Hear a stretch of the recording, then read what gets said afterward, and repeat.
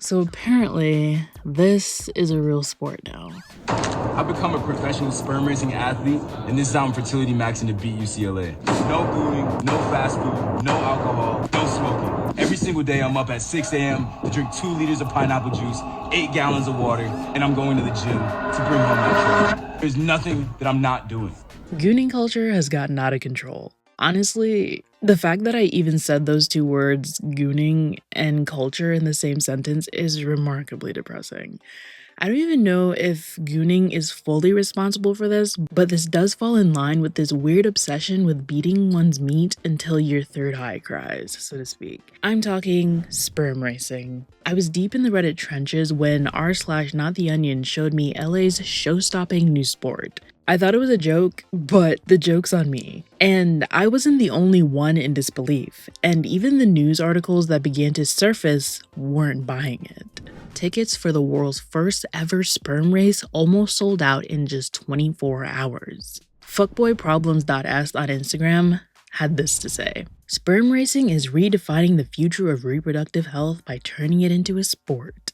Stop it. Launching April 25th, 2025, the world's first sperm race will bring together 5,000 attendees for an unforgettable showdown on a microscopic racetrack, where sperm motility will be tracked in real time, complete with live commentary, on-site betting, and all the energy of a major sporting event. The first batch of @Sperm Racing sold out in under 24 hours due to the high demand to see this one-of-a-kind event. Another 1,000 tickets will drop later tonight on their website. And the Instagram account Complex called this recession indicator number 256. Why? Is it because it's a distraction from the fact that a recession is actually happening? A startup called Sperm Racing, run by 4 teenage entrepreneurs from the US, said it has raised $1.5 million to stage the event at Hollywood Palladium. Am I saying that correctly? Who cares? At the Hollywood Palladium on April 25th. Eric Ju, the company's 17-year-old co-founder, said the inaugural event would pit samples taken from 2 healthy young university students against each other on a racetrack 20 centimeters, 8 inches long. We got the Goon Olympics before GTA 6. We want so badly for this to be fake. This is either the most innovative biology lesson or the start of a Black Mirror episode, because there's just no way. This sounds like something a bunch of frat dudes would come up with once they're just drunk enough to start doing things that don't count as long as your socks are on and you say no homo after. Between the two of you, who do you think has the faster kids? I don't have kids. What do you mean, kids? Semen. Yeah, Mine's mine way is faster gonna- than this guy's. So there's one way we can settle this. Take these cups and fill them up with your kids. Just go around that corner. Dude, I'm gonna beat this guy. This is like nothing. What are you, in a fraternity or something? What school do you go to?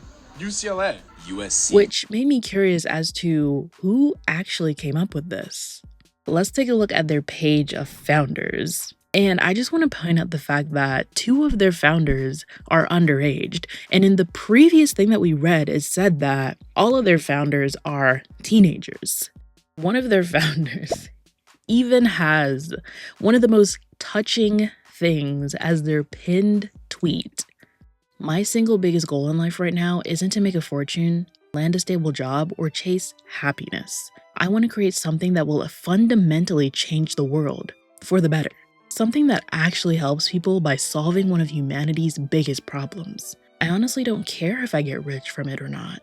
So, according to this logic, and according to him, humanity's biggest problem is the fertility of men. And I mean, yeah, okay.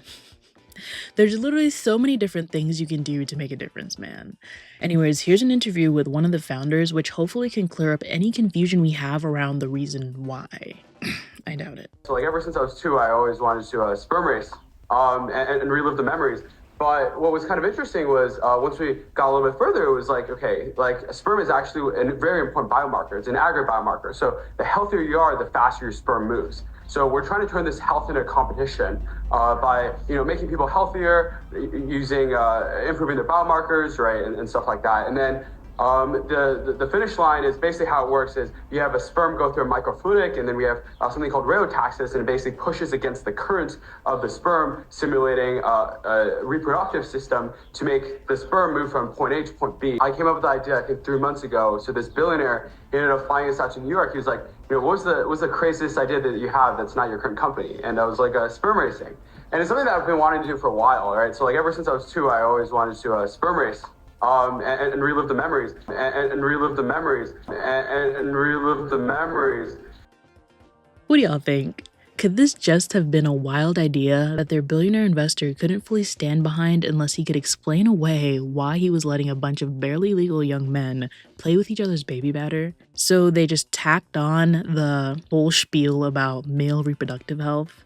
Now, in case you were a little confused about his explanation, they do have a manifesto as well as a video on how this whole process works. So we're gonna go through that manifesto real quickly, just in case we're not really clear about why this is happening. Whenever someone has a manifesto, that's how you know they're invested. They're in it for the long haul. And I don't know if it's just me, but why is it every time someone has a manifesto, it's a person that shouldn't have a fucking manifesto? Please, in the comments, someone recommend me a manifesto from someone that actually should have a manifesto and that it's good and it's beneficial and it's not just fucking crazy people every single time, psychotic people every single time, mass murderers every single time, people playing with nut every single time, sexual deviants every single time. Okay, we're gonna read the manifesto. Guys. First of all, who is the National Institute for Spermatozoa Exploration? Is that a real thing? National Institute for Spermatozoa. Okay, so I did a quick Google search and nothing official came up. So I am beginning to think that this is just like, if you like put something in an official font and you say it and you like set it up nicely enough and you design it well enough, the marketing of it convinces you that it's real, that it's a real thing. And nobody, like sometimes like you won't go any deeper because it just looks legit. It looks legit, so you're like, I'm not gonna look any deeper into that. Anyways, that's kind of what I feel like this is because I Googled it. Nothing came up aside from papers that were done on spermatozoa by actual colleges and educational So, sperm racing. When people hear about it, they ask me the same thing every time. Wait, is this actually happening? And the answer is always, hell yeah it is. But here's the thing. Sperm racing isn't just a joke. It's not just some viral idea for the internet to laugh at. It's something much bigger. You heard it here first, guys. Male fertility is declining. Like, a lot. It's happening quietly, steadily, and nobody's really talking about it. And we have an image that's talking about the fragility of fertility and how the average sperm count for men worldwide from 1973 to 2018 has shrunken from, I guess, 101 sperm per millimeter to 49. And that's a tragedy, I guess. I'm sorry. I'm not very well versed on people's abilities to have babies. I'm a bird. Also, 2018 seems to be a little dated. Like, where's your current research? Like, what is the average sperm count for men worldwide as of 2025 or 2024? Do you not have numbers for this recently? Like, why are we going back to 2018, which I regret to say is almost like, 7 years ago?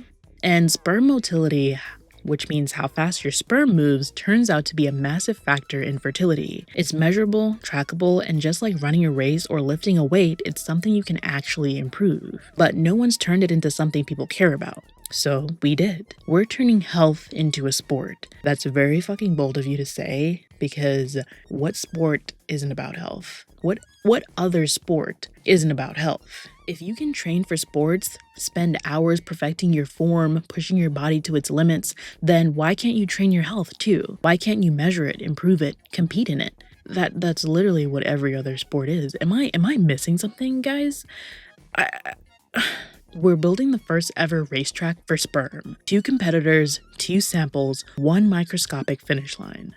And then there's a doodle here, a drawing that I genuinely do not fully understand. But don't worry, just because we don't understand the doodle doesn't mean that they're not going to tell us how the race works. We've designed a microscopic racetrack that mimics the reproductive system chemical signals, fluid dynamics, and synchronized starts. High-resolution cameras track every microscopic move. It's all live-streamed, complete with stats, leaderboards, and instant replays. The winner? The sperm that crosses the finish line first, verified by advanced imaging. The stakes have never been smaller or bigger. And yeah, it's exactly as wild as it sounds, but we didn't stop there. We're turning it into a spectacle. Think press conferences, weigh-ins, live stream races with play-by-play commentary, and of course, the world's smallest racetrack. We're building a market where fans can pick their favorite competitors to see who's crossing the finish line first. Whether it's an athlete or celebrities, imagine backing your icon in the weirdest, most entertaining event you've ever seen. And I think this is the part where a lot of people are actually invested in it, is where they talk about the fact that there might be celebrities that are going to pin their sperm against one another. About to bet my 401k on Nick Cannon.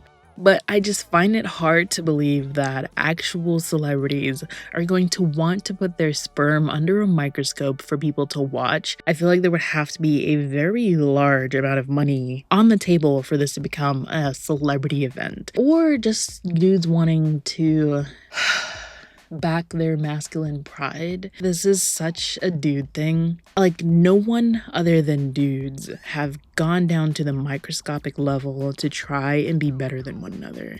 The bigger picture, sperm racing isn't just about sperm, although let's be honest, that's hilarious. It's about turning health into a competition. It's about making male fertility something people actually want to talk about, track, and improve. We're taking a topic no one wants to touch and making it interesting, measurable, and weirdly changing this paradigm. Because health is a race, and everyone deserves a shot at the starting line. We've put together a team of researchers and operators who's built things people said couldn't work and made them massive. We've created viral brands, managed wild campaigns, turned ideas into cultural moments. Sperm racing is next. So are you ready? Because we are. Let's race. Okay, so I think my biggest gripe is the fact that they're making this all about health and saying that it's the first health-based sport.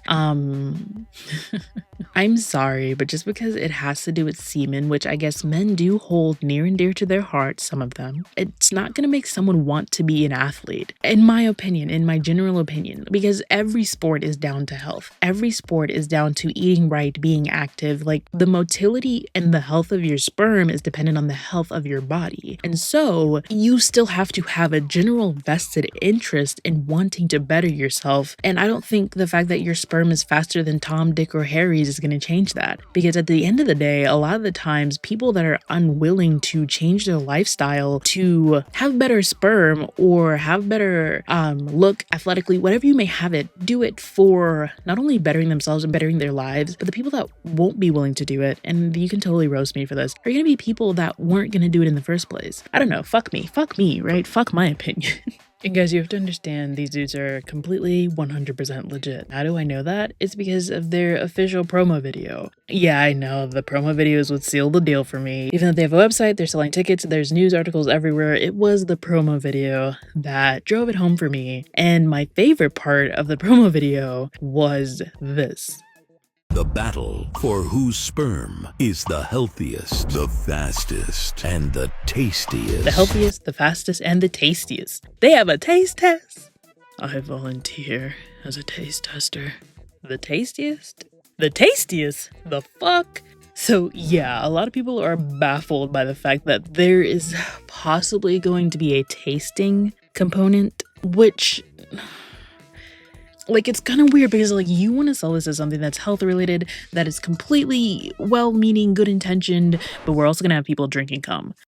It's kind of looking like F1 for the little guys, and if you're into F1, this could be a microscopic stand-in. Plus, the bar to entry for F1 is so fucking high. So if you wanted to be a racer but was never actually athletic or skilled behind the wheel, you could improve your diet, exercise some, beat your meat, and be a sperm world champion.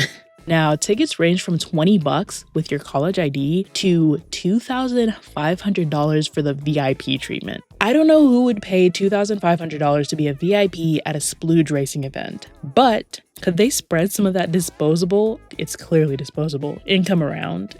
What do you guys think? Are you excited to see who of these random college dudes we don't even know have the fastest sperm?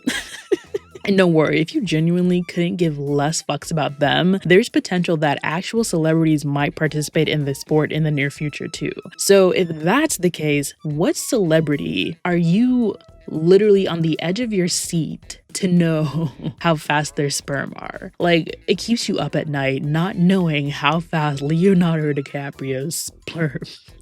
Fuck me, I'm done. I'm fucking done. This is stupid. Anyways, thank you so much, besties, for watching this video. If you are not yet a bestie and you haven't yet subscribed, please do me a favor and hit that subscribe button. Also, give this video a like if you enjoyed it, and check out some other videos on my channel. YouTube thinks you'll like this one right over here, and I will see you in the next one. I love ya. Bye.